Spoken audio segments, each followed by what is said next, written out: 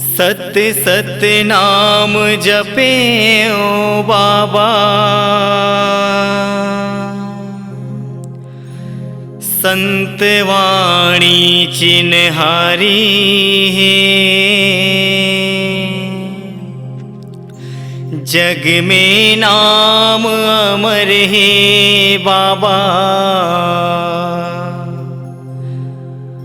तोरे अमर कहानी है।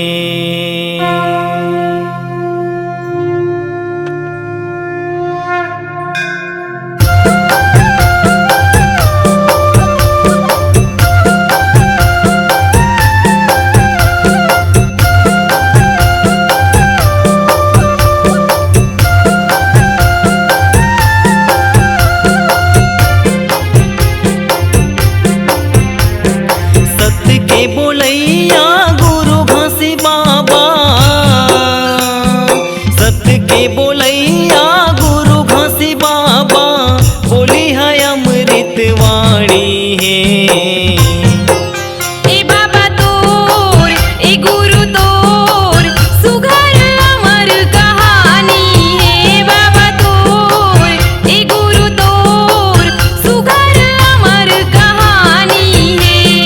सत्य के बोलैया गुरु घासी बाबा,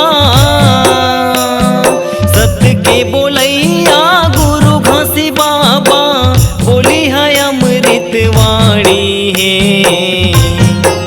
ए बाबा तोर ए गुरु तोर सुघर अमर कहानी है। बाबा तोर ए गुरु तोर सुघर अमर कहानी है।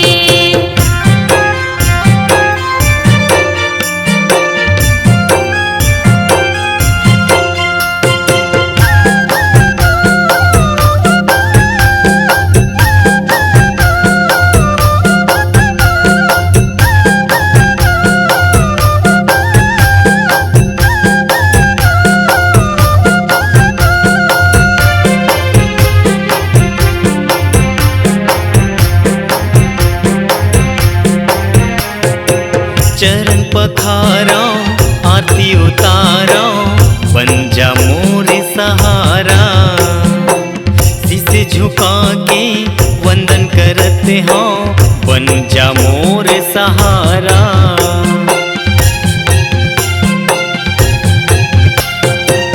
चरण पखारो आरती उतारो, बन जा मोर सहारा। शीश झुका के वंदन करत हो, बन जा मोर सहारा। मांगत हाबो हाथे पसारे,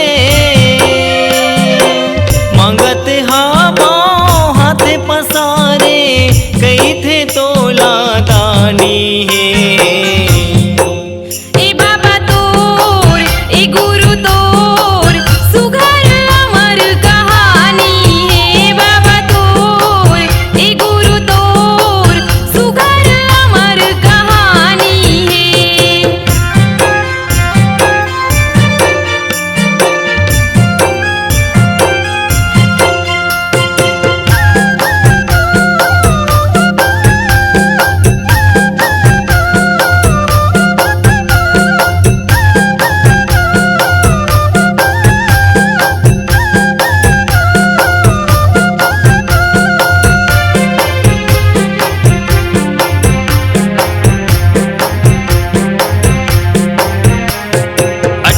दिसंबर आए तै बाबा, बन की सबकी सहारा।